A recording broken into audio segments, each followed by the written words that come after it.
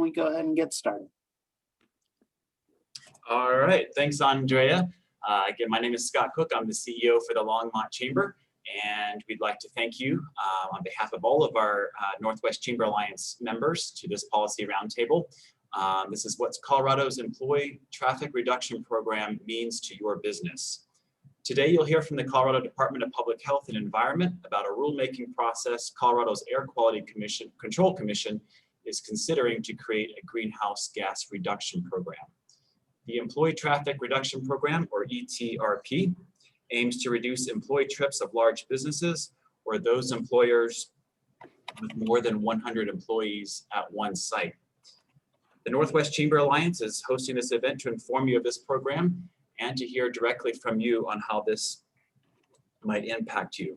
I'll mention just a couple things before we get started as we kick off our program. You probably saw it pop up earlier on your screen, but I wanted to make note that this event is being recorded, so you'll be able to access it later on, as well as those members who are not able to join us today. And then also we'd ask, as is usual, Zoom decorum now, that you mute yourself until you have a question or have a comment that you would like to say.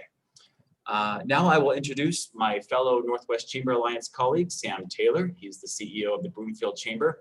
He'll share more about who's participating today. Sam? Thank you, Scott. I appreciate the introduction. As Scott mentioned, today's program is brought to you by the Northwest Chamber Alliance. A little background, the Northwest Chamber Alliance was formed in 2016 as a coalition of the chambers from Broomfield and Boulder counties. We did this to address regional issues that impact our economic vitality as well as our area's quality of life.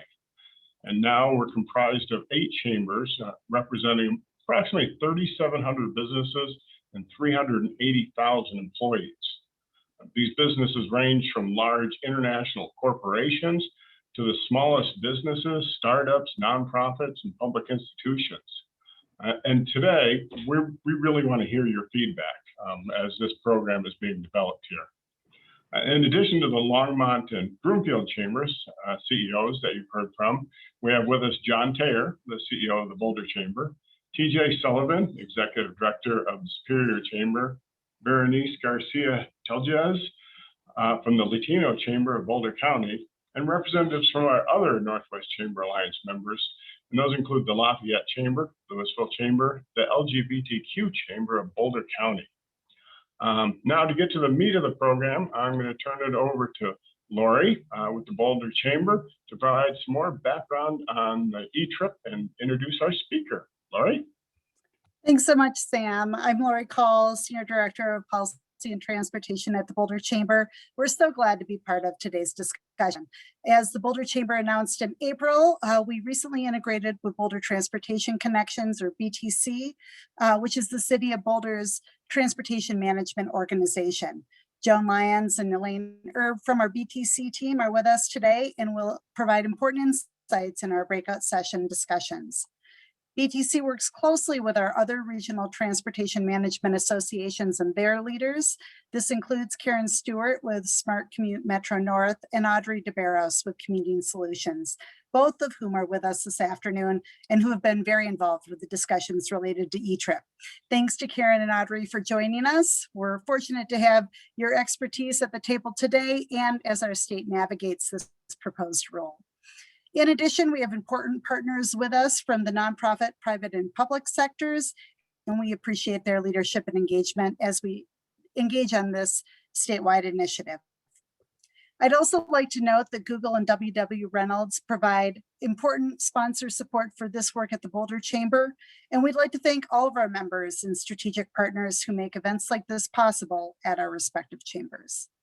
We have a diverse audience with us today, so please introduce yourself in the chat and let us know what region of the Northwest Chamber Alliance you're tuning in from or which chamber you're affiliated with.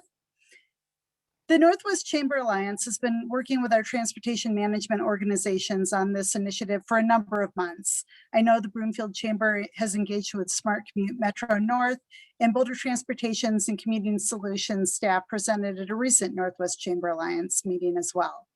We've participated in hundreds of hours of discussions as state leaders from the Colorado Department of Public Health and Environment and the Regional Air Quality Council solicited input from the community on potential impacts. Today's discussion and your feedback will help shape positions that we may take, so we appreciate your engagement and perspectives this afternoon. We're excited to introduce Colorado Department of Public Health and Environment subject matter expert Lauren Mcdonald to explain more about the regulation and what it means for Northwest Chamber Alliance businesses. If you have questions during the presentation, please add them to the chat and we'll monitor the chat function to address them as time permits. My Boulder Chamber colleague, Andrea Menegal, will be helping monitor the chat to ensure we're tracking the issues. Lauren, thanks so much for joining us this afternoon. I'll hand the baton to you. Great. Thanks so much, Lori and Joan and others for having me here today. Let me see if I can go ahead and share my screen. I've just got a brief overview for you to kind of get you started for your discussion, but I'm happy to take some clarifying questions as well. Can everyone see the first slide, Employee Traffic Reduction Program, hopefully? Yep. Awesome. Okay, you think this far into Zoom land we'd have it all figured out by now, but it doesn't always work perfectly. So I'm actually the outreach planner for the climate change unit over at the Colorado Department of Public Health and Environment. And we've been doing extensive stakeholder outreach since late January on this particular topic. And so I'm excited to be here just to give you a brief overview about it today. Let's see, let's dive right in. And the impetus for this rule was a couple of things. Obviously, we know that in the ozone non-attainment area, transportation is a major source of ozone precursors. But also, it's now the #1 source of greenhouse gas emissions in the state.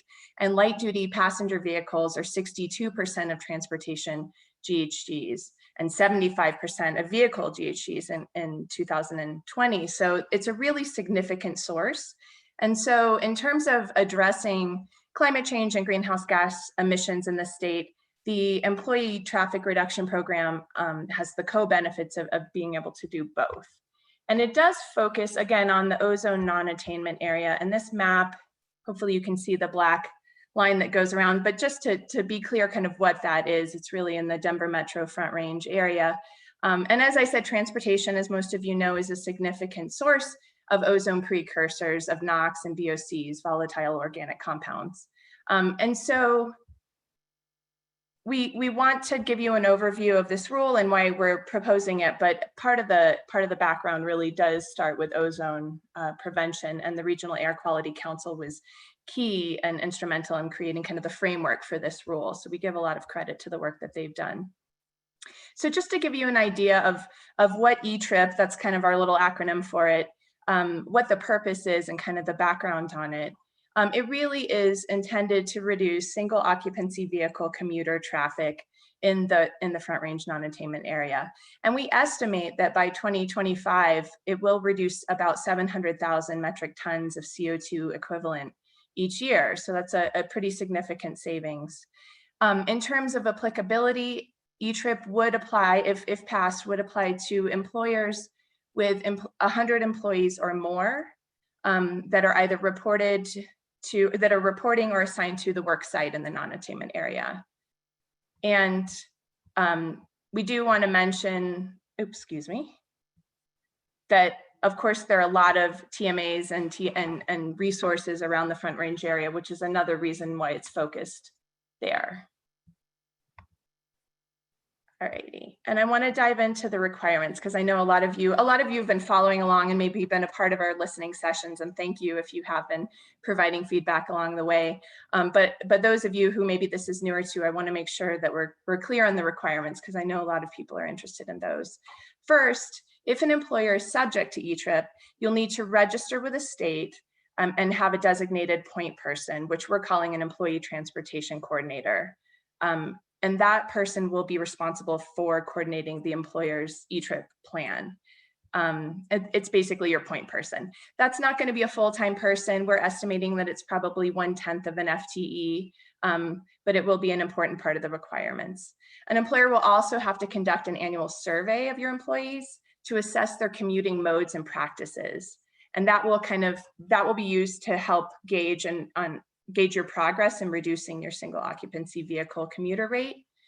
And then next, you'll need to develop an Etrip plan to achieve the goal of reducing the rate of employees commuting to a work site in a single occupancy vehicle. And that plan will basically lay out all the strategies that as an employer, you will utilize to achieve the reduction goals. And we'll cover some of those strategies in just a minute. And then finally, there is an annual reporting requirement to include your survey results in every year.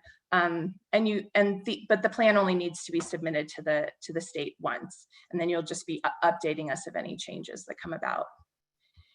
In terms of timeline for doing these, under the proposed rule, we're thinking early to mid 2022 for assigning the ETC and completing the initial commuter survey, mid 2022 to develop and begin to implement your Etrip plan and submit your first report to the state, and then mid 2023 to achieve the initial employee commuter reduction goal. And for all of this, we really are going to be working to provide turnkey solutions to employers to implement these requirements and be able to coordinate with groups like DRCOG and NTMAs on that, which we've already initiated discussions with, and there's a work group working on that. So for instance, a standardized survey is something that we're exploring, and a platform, a web platform for reporting that would be free of charge. Those are a couple of the examples of things that we're looking for to make it as simple as possible.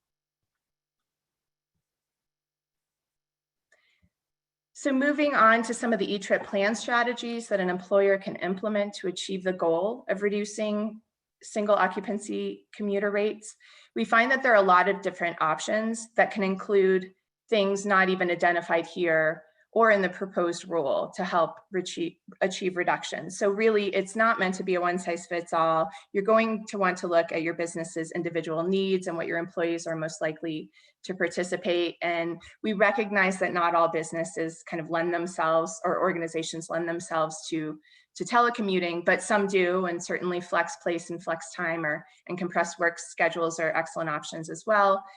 In some places, public transit and eco passes and things of that nature are going to be really useful. Of course, van pooling and carpooling can be used in a lot of different settings, and I know a lot of your businesses are already utilizing some of those tools. Guaranteed ride home is one that I want to highlight because that can really make the difference for a lot of parents or a lot of people who have other places that they might need to go in an emergency, just to know that they have the peace of mind to telecommute or ride their bike, but if they needed to get somewhere quickly, that they would have that benefit. So these are some options, again, not all the options. And I do want to highlight also installing EV infrastructure at a work site, which I know a lot of you probably do as well, is another way that you can work towards meeting that goal.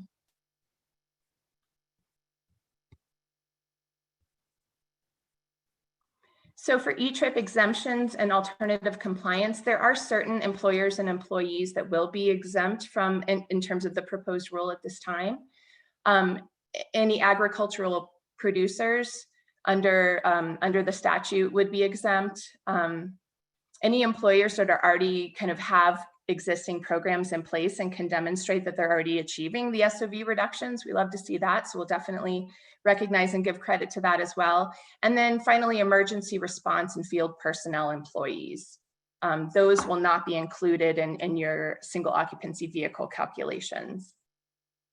In terms of alternative compliance, this is really an alternative project. If there's for some reason you can't comply with the rule, it's designed to achieve equivalent or greater emissions than the Etrip plan would achieve you. So those may be used in conjunction with the Etrip plan, but it can't be anything that's already required by regulation or an ordinance.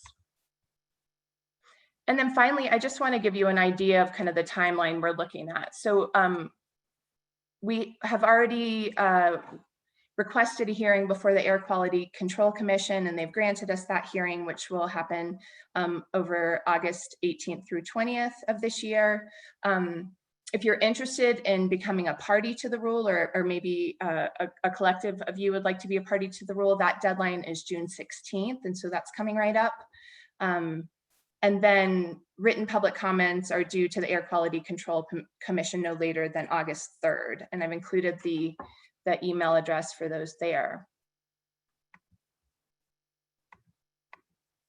And I will put a couple of things in the chat, but with that, I just want to pause and see if there's any questions, any clarifying questions. Thank you. Lori, Thanks there so was much, Lauren. Oh, Lori, there was a clarifying question from the chat asking if Lauren can clarify who field personnel are, or that term.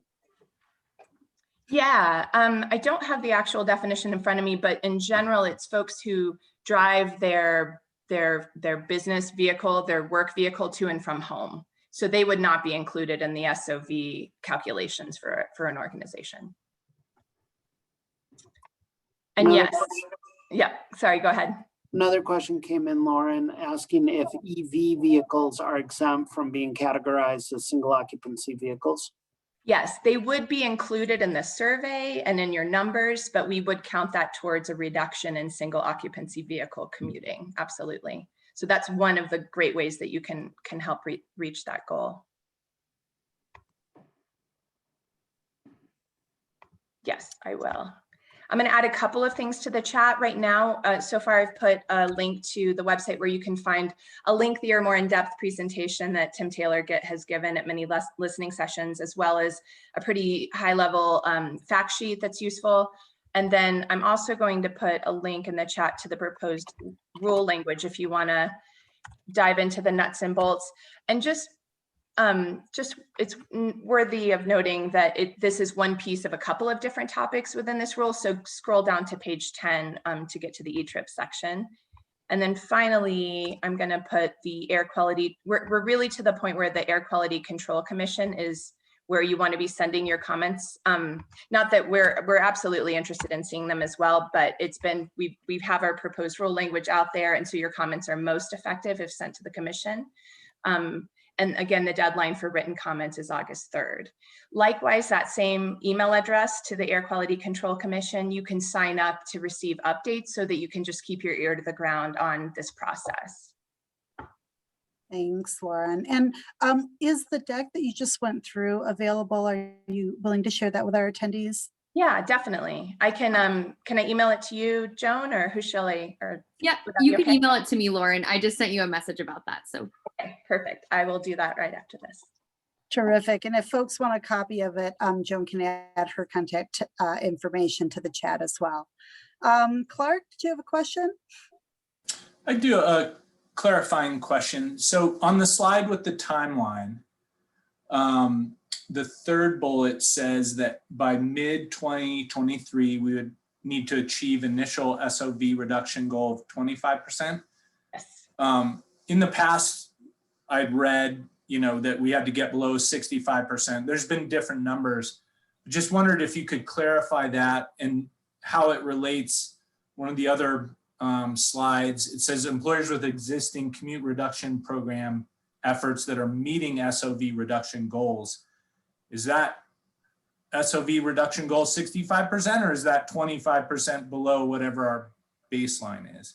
There was the 65% that you saw. You mean the total, or? Well, in previous language that I saw about Etrip, it used 65 as kind of an SOV cutoff. So if you weren't at 65% SOV by X date, and then that was gonna, over progressive years, that would get lower. These are the reduction goals that are in the proposed rule language. And okay. So we'll stick with those. And so as of mid-2023, if you're at 25% or less, then, and you can demonstrate that, then you wouldn't have to submit a plan. And same thing for 2025. If you can demonstrate that you're at or above 40% reduction rate, then you would not have to submit a plan. Does that answer your question? Yeah, somewhat. So that SOV, the 25% reduction goal, is that reduction 25% of what you establish as your baseline SOV rate? Yes, it's 25% of your total employees are not using SOV, are using other means than single occupancy, gasoline powered or diesel powered vehicles. Yeah. Okay. Yep. All right, thank you. Yep. Thanks, Clark. Mark Brady, did you have a question about who's participating?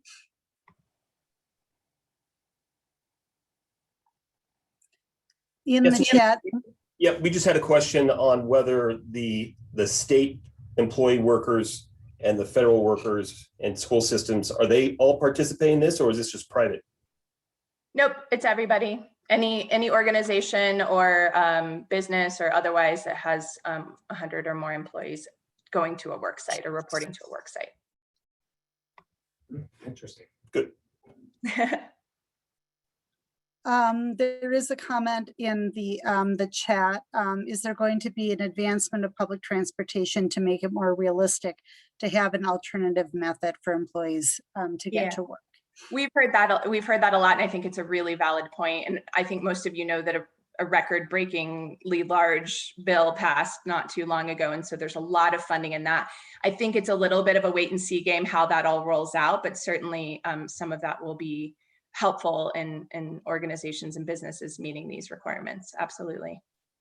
Thanks, and I saw the question too about Google Drive and the fact that that's the Air Quality Control Commission's system, but I can certainly email just an attached Word doc to Joan and have her share out.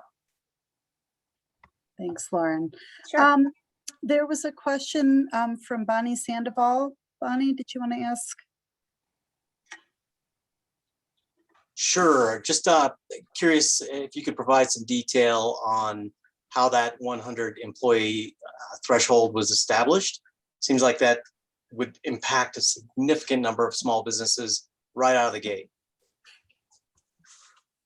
Yeah, it's based on primarily on the EPA guidance on this topic. But it also, during our analysis as we were developing the rule, it's kind of the sweet spot of where you impact the fewest number of businesses, but get the greatest air quality and climate gains. And so that's always the balance we're trying to achieve, and recognizing that it still is a lift, definitely, and we see that. And that's part of why we want to make it as easy as possible. That's part of why the emphasis is on compliance assistance and not slapping fines on everybody, but really working with businesses to try and get them to the reduction goals. Great, thank you. Yep. Matthew Groves, you had a question? Just curious as to how many other places have done this on a statewide basis. Yeah, we're one of the first. I don't have that answer right in front of me, but I think it's in some notes. Definitely some local governments have done it, localities have done it, but on a statewide basis, I don't believe anyone has. I think actually the state of Washington has, Lauren. There's 27 jurisdictions throughout the United States that have a commute trip reduction program, whether that be for developments like we have in Boulder already. We actually do have a trip reduction ordinance in the city of Boulder for new developments. So we're one of the 27 technically. However, for employee traffic reduction programs relative to, I believe it's just, commuting for businesses specifically, I think that there's maybe like 15 or 20 of those of the 27. Thanks, Joan. Dana Query, did you have a question? Yeah, thanks, Lori. I had a question about, is it 100 employees, you had said, reporting to the same work site? Yes. Or in our case, we have multiple restaurants and we don't have any one restaurant that have that many employees reporting at the same time, but all in we have, close to 700 plus employees. So can you clarify that? Yeah, absolutely. Thanks, Dana. Good question. We would love for you to participate voluntarily, but if you don't have 100 or more employees going to a single work site, then it wouldn't apply to you, despite the cumulative number of employees. Okay, thanks for that. Thank you. Andrea, did you have a question? Yeah, and I apologize if I missed this, Lauren, but is there like an incentives program or any kind of business incentives being set up to either reward those that are already doing or to really incentivize the ramping up of, different parts of this program? Yeah, another great question. There really aren't any at this point financial incentives through the state. There are some pre-tax parking and transit benefits through the IRS that are helpful. There's certainly resources with your local TMAs that are helpful, but no, not currently any funding to kind of incentivize this. Thanks. Scott Cook, did you have a question? Yeah, I wanted to see what was all considered under emergency personnel that you mentioned, and if this would, how this would apply to some of our larger hospitals, all the doctors, nurses, and some crucial staff, you know, if during a pandemic, let's say. Right. And I can work to pull up the definition of emergency personnel. I know it does not apply to all hospital staff. In fact, some of the examples that we looked at were successful examples were at hospitals, but I can pull that up. Additional questions for Lauren as she's pulling up that definition?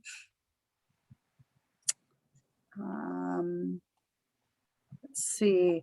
Lauren, is there talk of adding the hospitality sector to the list of exempt industries? No, not at this time. I think if that's a comment that you have for the Air Quality Control Commission, I would encourage you to share that. Really, any comments that you have for them, supportive or otherwise, would be really helpful, but not at this time. Lauren, this is Bernice from the Latino Chamber. Yes. There are a lot of people of color workers and employees, especially from the Latino community, working in construction, manufacturing. Are there any specific incentives that the state will help businesses through this process? Because it will be harder for them to. Yeah, that is something that we're sensitive to and absolutely aware of. And I think that there will be some kind of creative solutions for those types of companies. Certainly telecommuting is not going to be an option for most of their staff, right? But again, I think the first thing is to make sure that it applies to them, because again, it's 100 employees going to a single work site. And some of that some construction companies are absolutely that large.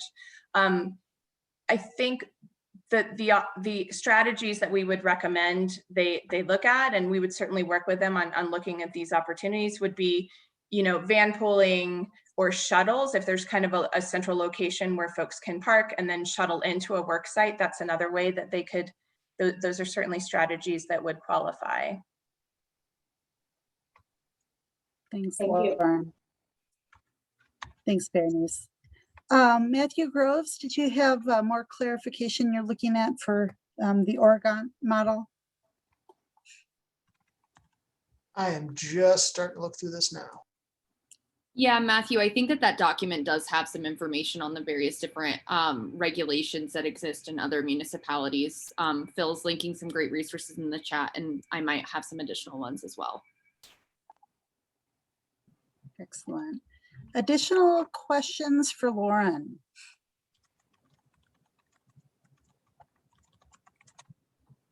Okay. Well, thank you so much, Lauren. We really appreciate your spending time with us this afternoon. We know this is very complicated, and we appreciate your providing a little bit more clarity to us. At this point, we'll move into breakout rooms, which will be facilitated by members of the Northwest Chamber Alliance. So my colleagues from the Boulder Chamber, Andrea Menegal, and Joan Lyons, as well as Berenice Garcia-Tejas from the Latino Chamber of Boulder County, and Sam Taylor from Broomfield will also be facilitating. To reinforce Scott's comments, the discussions will be recorded, and the input from this afternoon will be shared with the Air Quality Control Commission to inform them of our region's employers' feedback as this rule is being developed.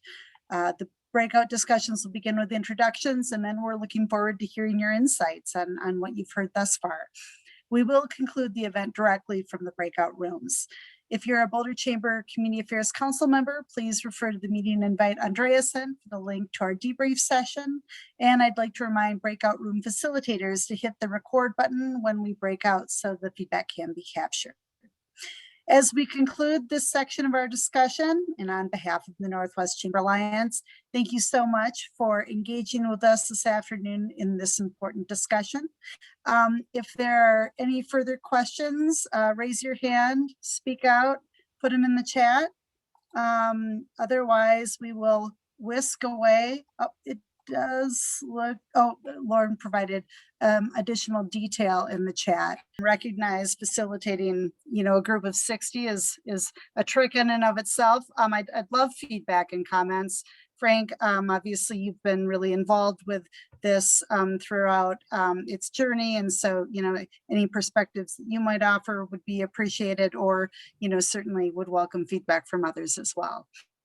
And I don't think Kathleen Brackey is with us, but Kathleen is also an appointee to the Regional Air Quality Council and was very involved as well. So offline, if people have questions, Kathleen is a great resource. Yep, for this as well as many other things. Yeah, exactly.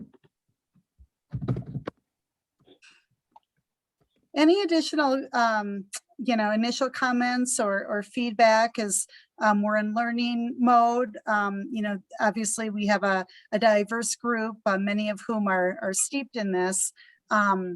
Is there any, are there any, you know, kind of outstanding questions that folks still have, or comments that folks would offer up? Lori, this is Landon Hilliard with the Boulder Valley School District. Hi, Landon. Thanks for corralling all of us. Just a quick question. This is to the entire group, and I meant to ask it to Lauren, and then I spaced it. Do we know, does anyone have a hunch about what format, or not format, but what the final rules will be, what the likelihood of success of the proposed rules will be in the final document? In other words, are we seeing, is this a fair assessment that we're seeing now what will probably be recommended in January? I can probably speak a little bit to that, Landon. So I think that there are definitely some concerns that a lot of different people in the region, not just Boulder, but throughout the non-attainment area have. So I definitely could see the regulation changing.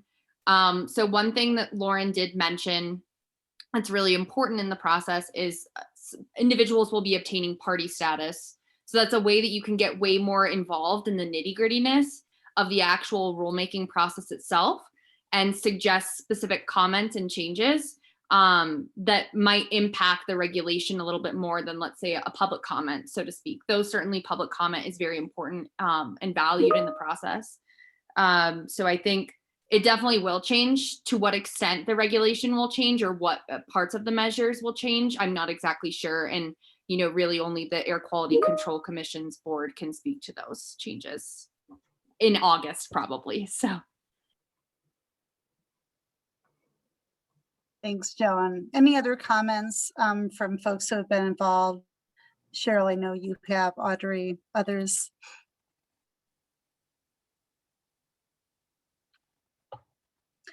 Additional comments or questions from the group? Yeah, hi, this is Craig Fisher over at Fisher Auto. Can you hear me? Yes, thanks, Craig. You're listed as Mark Brady, but we'll believe you. So we have 112 employees, of which I don't know, what do I have, 2 or 3 that live in Boulder? If that. If that. So I'm trying to figure out what makes them think that, you know, if I have to have 20 people that have to commute, they're just going to quit and go work somewhere else. I can't hire people as it is right now.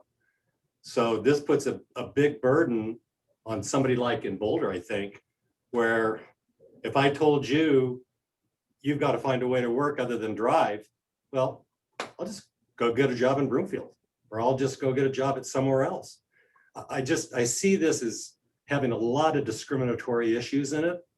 I mean, who's the lucky person that's going to get picked? It's typically going to be the low income person, the poor person that's trying to get ahead in life. And to do that, they need a car. They need to get to work. You know, the people that come up with this, it's like, have they ever run a business, let alone a business of 100 employees? I mean, HR is a big job in these businesses. These people have money problems, spouse problems, kid problems. They work 2 jobs, and here you're going to throw them under the bus and tell them they got to do something else to get to work. I just think it's a huge issue for a lot of businesses. And right now, with the economy like it is, sure, it's good right now, but we all know inflation's coming. We all know gas is going up. We all know expenses are going up. Groceries are going up. Everything's going up. And now I've got to pick 20 people and say, figure out how to get to work. I mean, let's be real. Some of these questions they're asking today are just dancing around a huge problem with poor people trying to get to work and earn a living. I mean, if the state thinks it's such a good job, when she answered the state employees are going to be involved, I don't know if I really believe that. Who's going to monitor them? Is somebody at the State House really going to ride the bus every day to work that maybe lives in Broomfield or Centennial or whatever? I don't know. I have a hard time with that.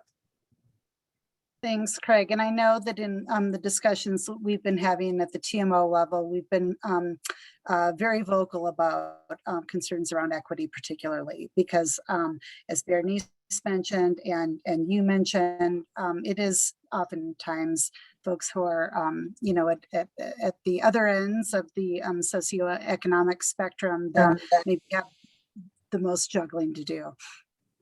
Yeah, and Lori, this is Mackenzie Lestrup. I'm at Ball Aerospace and on the board of the chamber.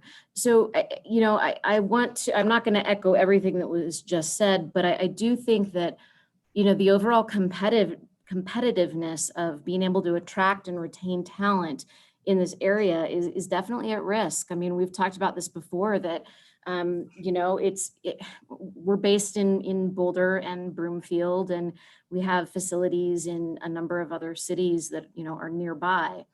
And Boulder's already tricky because, you know, it's a hard place to recruit people to come to when the housing market's so tricky. So, you know, we are somebody who relies on, you know, some of the commuters. We employ thousands of people in, you know, here in Colorado. And so, yeah, it really is a concern. And we're very sustainability minded. I mean, it's a huge priority for us. And as you know, on the aerospace side, being based here in Boulder, we do a lot of work on climate change research, enabling earth science research. So we definitely care. But I do worry about just the overall competitiveness. And are we just doing more to drive out a new tax base coming into Boulder? Yep, I think that's a really important comment, Mackenzie. Thank you. Just a quick update. We are having technical difficulties on the Zoom rooms, as you've probably noted. So we're just going to stay here as a group. I think this is a good conversation. It's informative and helpful. And so we'll go to Frank next. And feel free to put your question in the chat, use the raise hand function, or just speak up. Frank? Thanks, Lori. I just wanted to react to that as well and say that at the Regional Air Quality Council level, that initially we were focused on, kind of like Andrea had suggested earlier with his question, a more incentive-based approach. And, you know, it was clear from, and I don't mean to throw the commission under the bus or the staff or CDPHE, that's not my intention. It's just, it was very clear that the state wanted to go more on the regulatory pathway, but I did want folks to know that the Air Quality Council really was much more focused on how do we make this work for everyone. And as I indicated in the chat, initially our recommendation was that the cutoff be 250 employees at a site. And again, that was turned back to us. So, you know, I do think there's work to do, and I agree with the points regarding competitiveness. I think we want to obviously address air quality measures. We have a serious problem every day in the summertime, especially with non-attainment and with ozone issues. I mean, that's just a reality. But I think everyone does want to make improvement there. I think if we provide the information, I think businesses like Ball Aerospace would be very motivated to do all they can. The final thing I want to say, and I don't want to go too much further here, is that right now, to Mark's comment, there really is no enforcement that's expected or predicated on the program. But I think that there is an expectation that if the compliance is not there several years down the line, that the state will look for money in the budget or go for money in the budgets. And that's a big trigger for me, because I think then we're creating a whole new bureaucracy that has to be funded through taxes. And it's, I think, going to overall defeat the issue and defeat our ability to be a competitive state. So those are my thoughts. Thanks, Frank. And I see Daryl had a comment from the BCH perspective, and then we'll go to Sam. Yeah, I remain concerned as well too. I mean, all businesses are having trouble recruiting now, and putting in and now a new disincentive towards that. As Mr. Fisher said, I mean, people that we're recruiting right now, they drive past 3 hospitals really to get here. Okay. And we're a great place to work and we're a great place to live. But again, not everybody can afford to live here, which leaves you with a commute. And then making, this a mandate and putting some teeth behind a disincentive, I guess, it frightens me. Thank you. Appreciate your candor. And it definitely disproportionately impacts manufacturers as well, right? Anybody who makes anything, we've been fortunate that, our business and a lot of businesses have been able to do the telecommuting, but for manufacturing companies, that's tough. And those are good jobs. And often those are good kind of middle-class jobs, technician jobs that don't necessarily require a college education, but are really good, stable, high-paying, technical jobs. So I worry about that disproportionate impact, even if it's not just at the lowest income scale, it's also, just the diversity of the kind of work that's done in Boulder. So again, on that equity piece, I think we need to, I would like all the unintended consequences to be explored and really think about who's going to be impacted. Yeah. I know in the comments that TMOs are making, that is going to be significantly emphasized. Sam, did you have a comment? And then Dana and Landon? Yeah, those last 2 questions actually dovetailed perfectly into one of my questions. A lot of people have telecommuted, but as Mackenzie said, manufacturing, that's not an option. And many of the jobs in hospitals, they have to be on site. We're not at the stage where you can do surgery or a lot of by remote, or even a lot of telehealth isn't possible. So I was just curious what some people have already implemented besides telecommuting, not to meet these goals, but because it's in the interest of their organization, that, maybe some of these can be scaled to other organizations as cost-saving measures too, not just trying to meet this. If there's anything new and interesting somebody's been trying during the pandemic. Yeah, I could definitely share some of the best case study examples of things that have worked really well for businesses during the pandemic. I am checking to see, I think Cheryl is still on the call. I really would love for you to talk about what you've been doing in Lone Tree with the Lone Tree Link. I know that shuttle service has been really helpful for a lot of different businesses in the Denver Tech Center, and that people have still been using it pretty readily in the pandemic, though it's certainly not something that's been implemented pandemic times. It was before, but it's still being utilized. And I think there are a lot of service-related industry individuals that use it, and it's not just a specific industry that uses that shuttle service. And I think carpooling and van pooling will definitely be helpful in this process. So, hey, Cheryl, are you able to unmute? Yeah, way to put me on the spot, Joan. I was listening today because our Denver South employers are very much aligned with the same concerns that the northern businesses are. So it's refreshing that we are all coming from the same point of origin. Shuttles are a great solution. First last mile challenges, we do that a lot, but the Lone Tree Link started out as kind of at the train station to take people to Sky Ridge and to Charles Schwab, and they've kind of evolved and are now mobility on demand.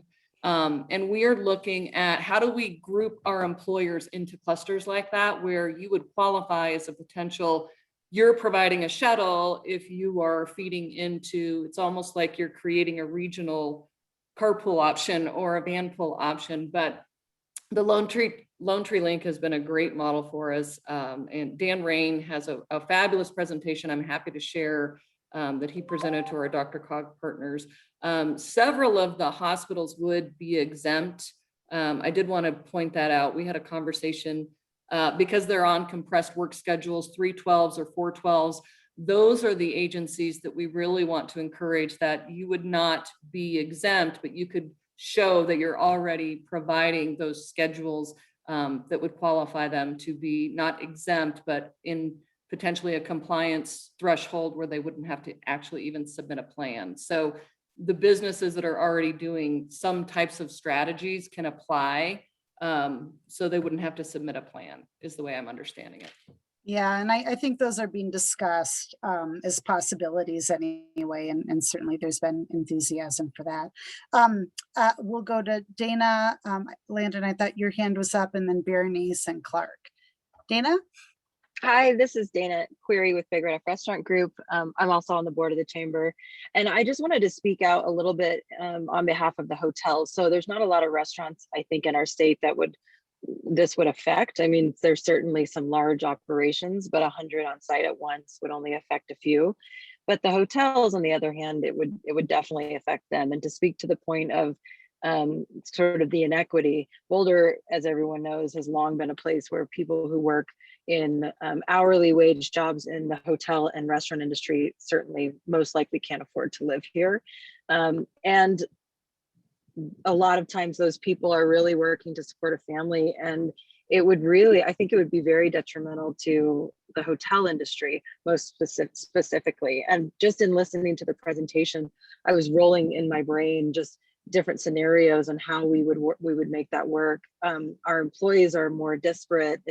They're harder to sort of pull together. So I just think it would be a really big challenge. Not to say that I don't think it's a really important issue to tackle, but I do think, and this is just sort of my gut feeling, but the turnaround time from the time when you'd have to create a plan and the time when you'd have to show the reduction, I felt like was really tight.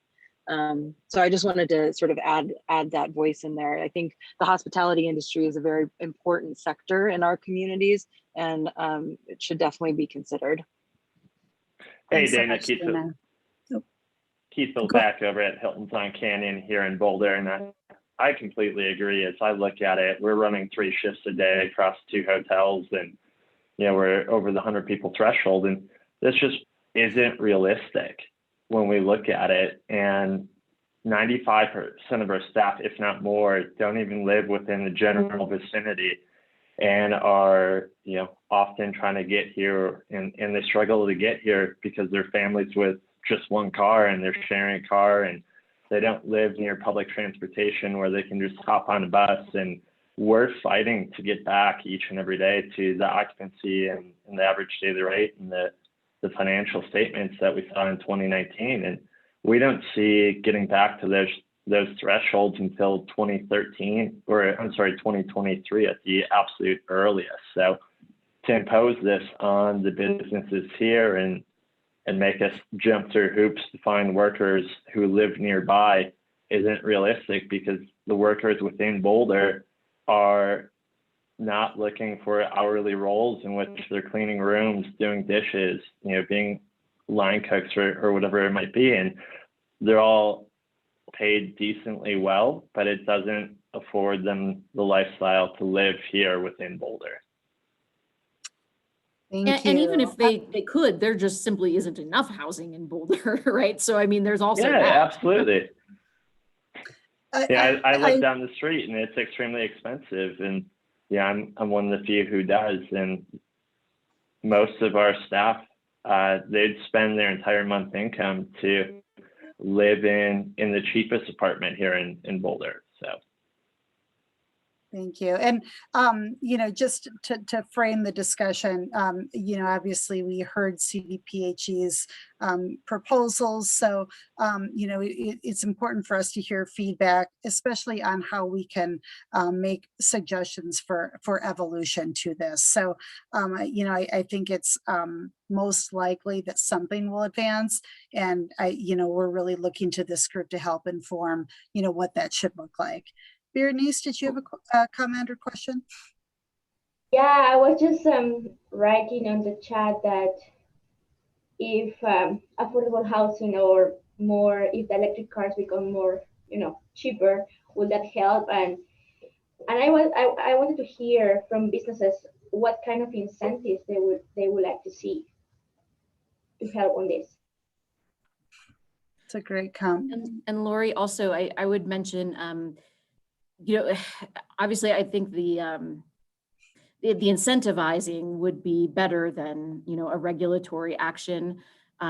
However, maybe there's even a possibility for a trade system where, businesses can trade amongst each other in order to do a total, an overall offset.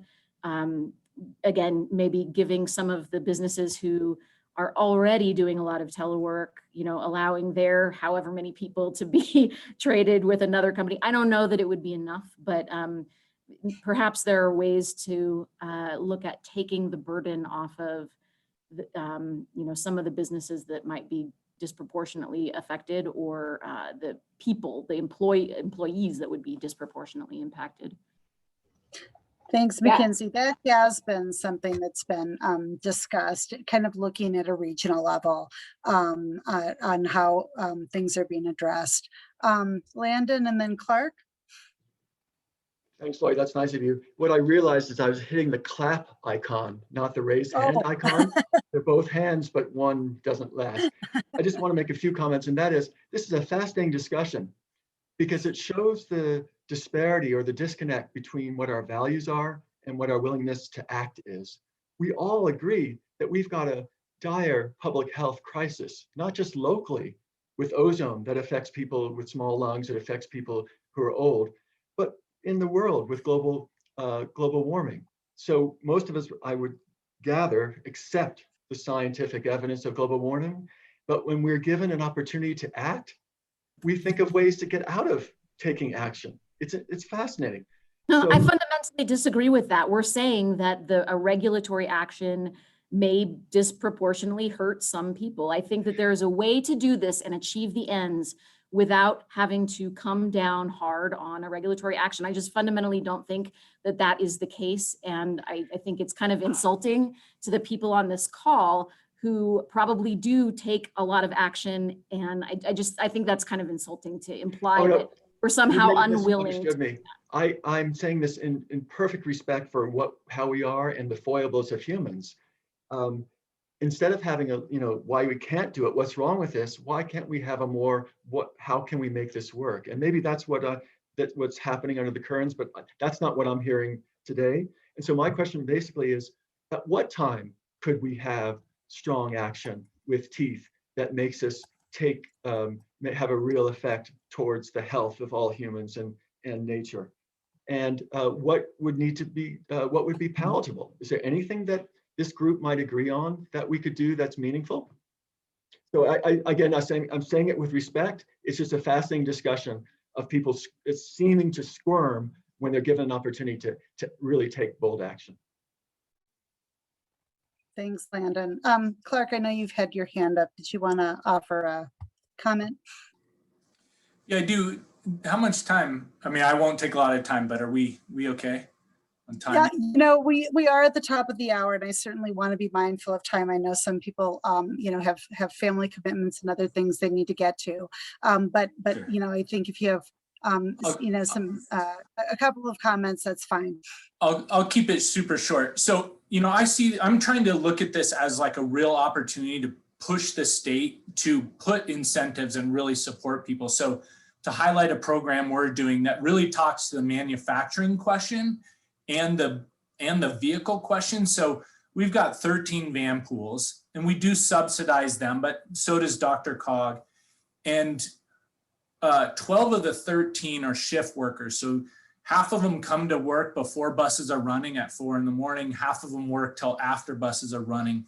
And it's just an example of through the van pool program, we're providing these shift workers a high quality vehicle, which will help them get to work. A lot of these people don't have extra vehicles. They might even not have a license. So, so it's a program that's empowering them the state could potentially help incentivize that and help, you know, Dr. Cog has the ride matching program. And I see an opportunity to push the state to say, okay, not only are we going to make better support Dr. Cog's Van Pool program, but also the Van Go program, which is up in Fort Collins, figure out a way to more broadly provide this and provide the manpower to kind of work with like the gentleman who's speaking with 108 employees. They don't have time to manage this.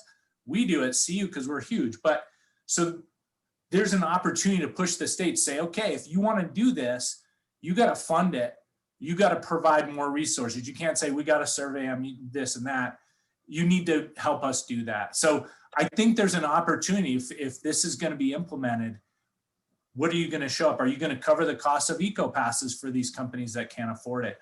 So just wanted to throw it out there that there is an opportunity as this moves forward. I think that's an important note, Clark, and thanks very much for amplifying that. You know, they are in the discussion phase right now. They're in listening mode, just like we are, and just like lots of folks are. And so our goal this afternoon was to listen and get feedback, and we'll continue to do that.